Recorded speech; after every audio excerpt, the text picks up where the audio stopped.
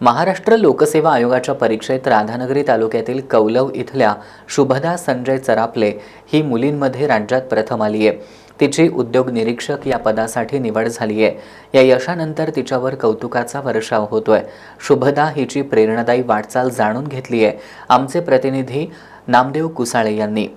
राधान तालुक्यातील कौलव इथले शुभदा संजय चरापले ही मुलगी MPSC मार्फत घेण्यात आलेल्या परीक्षेमध्ये उद्योग निरीक्षक या पदासाठी राज्यात प्रथम आलेले आहे। त्या ग्रामीण भागात असूनसुद्धा तिने एक चांगल्या प्रकारचं यश मिळवलेलं आहे आणि तिची प्रेरणा, जिद्द आणि परिश्रम याविषयी आपण तिच्याकडूनच जाणून घेऊयात। काय सांगाल, तुम्हाला MPSC मार्फत या पदावर जावं ही प्रेरणा कुठून मिळाली? तर माझं शालेय शिक्षण आहे तर ते जवाहर नवोदय विद्यालय कागल येथे झालेलं आहे। तर तिथं असताना स्कूल मॅनेजमेंट कमिटीचे चेअरपर्सन कलेक्टर सर असायचे। तर त्यांची कामाची पद्धत किंवा त्यांचं येणं जाणं असायचं, तर ते पाहून असं वाटलं होतं की आपण स्पर्धा परीक्षा करावी। तर प्रेरणा तर तिथून आहे। त्याचप्रमाणे आईवडिलांचं मार्गदर्शन पण मला खूप चांगलं मिळालेलं आहे। घरच्यांचा आधार होता, तर त्यामुळे मी इतकं म्हणजे अभ्यास करू शकले किंवा जिद्द असते तर ती माझ्याकडून कधी सुटली नाही। पहिलीपासून 5वी येतेपर्यंत तुम्ही कौलव इथे शिकला? हो सर। तिथून जी वाटचाल होती तुमची त्याविषयी काय सांगाल? तर 5वी पर्यंतचं शिक्षण माझं गावातच केंद्रशाळा कौलव येथे झालेलं आहे। त्यानंतर मी नवोदयमध्ये शिकले।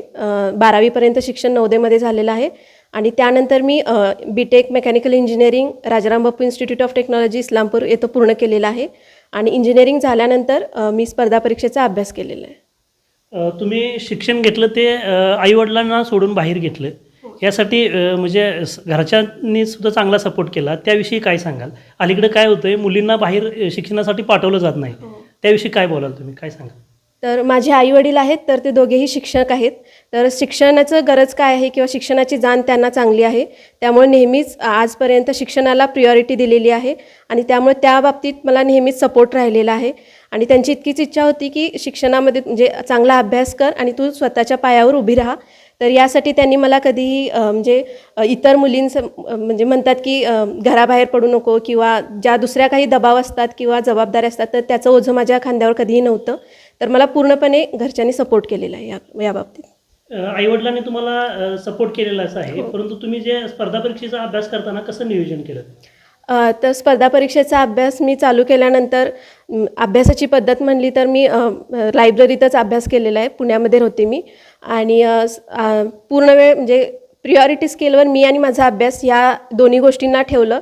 त्यामुळे नेहमी सिलेबस असेल, PYQ असतील किंवा जे काही क्लास असतील, बुक्स असतील, तर यांचा एक ढाचा म्हणजे समोर ठेवून मी नीट पद्धतशीर अभ्यास केला।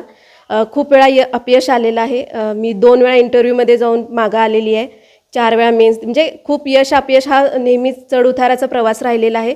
पण इतकंच की आपल्याला काहीतरी करायचं आहे हे मनाशी बांधलं होतं, तर त्यामुळे मी कधी हार मानली नाही आणि एक्झाम देत राहिली आजपर्यंत।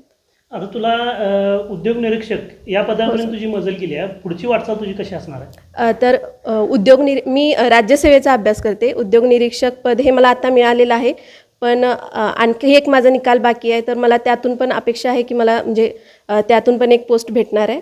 तर फोकस माझा त्या परीक्षेवर होता, पण सिलेबस सेम असल्यामुळे दोन्हीकडचा माझा अभ्यास झालेला आहे। मुलीनं चांगल्या प्रकारचं यश मिळवलेलं आहे, या यशाबद्दल त्यांच्या कुटुंबियांना काय वाटतं हे पण आपण आता जाणून घेऊयात। 5वीमध्ये नवोदयसाठी निवड झाल्यानंतर तिचं संपूर्ण शिक्षण हे गावापासून दूर झालेलं आहे। तिचा भाऊ आपल्यासोबत आहे, त्यांचं जे लहानपणीचं जे क्षण आहेत ते त्यांना खेळता आलेलं नाहीत, त्याविषयी त्यांचा भाऊ तिचा आहे, त्याच्याकडून आपण त्यांच्या लहानपणीच्या आठवणी आणि तिचा जो त्याग आहे त्याविषयी जाणून घेऊयात। धन्यवाद सर। लहानपणी 5वीपर्यंत तिचं शिक्षण जरी इथं झालं असेल तरी बऱ्याच आठवणी ज्या 5वीनंतर ती बाहेर गेली शिक्षणासाठी, तर तिच्याबरोबर जो वेळ घालवायचा होता तो बराच वेळ मला मिळाला नाही। पण जेव्हा ती सुट्टीला येत होती तिच्याबरोबर बराच आठवणी मी तयार केल्या। पण एक मला एवढंच समजतं की तिनं जे हे सगळं जिद्द पकडली आणि ती एवढा वेळ जिनं जे सोडल्या गोष्टी, पण तिनं शेवटी करून दाखवलं, काहीतरी तिनं मिळवून दाखवलं, हे आमच्यासाठी गौरवास्पद गोष्ट आहे। 80 ओलांडलेली तिची आजी आपल्यासोबत आहे। आजी, काय सांगशील, तुझी नात आता एक मोठे अधिकारी झालेला आहे, काय सांगशील त्याविषयी? आम्ही गरीब तिथीत होतो, मग आमच्या मुलासनी शेती करीत करीत शाळा शिकवली. शाळेत शिकवून नोकऱ्या लावल्या. थोरला मुलगा शिक्षक आहे, दुसरा मुलगा बँकेत आहे आणि तिसरा मुलगा शेती करतो आहे. हाय प्रगती आमची आता वाढलेल्या आहे. मुलं चांगली शाळा शिकली आणि त्यांची मुलं बी चांगली सुशिक्षित झालीत. तुझं आजी शिक्षण किती झालं तुझं? माझं 4थी झालं. कुठं जायची शाळेला? कोल्हापूर, तुझं बाहेर कुठलं? कळंबा. कांबा. मग तू शिकल्याप्रमाणे तुझी पिढीसुद्धा चांगली शिकावी यासाठी तुला काय प्रयत्न केला? शेत प्रयत्न केला की शाळा शिकवायची, मुलं चांगली सांभाळायची मुलं आणि नातवंड बी चांगली राहावीत. अपेक्षा हीच होती आम्हाला, दुसरी काय नाही. आता मग या क्षणाला तुला काय वाटतंय? चांगलं वाटतं, चांगला मार्ग लागला पहिलाच.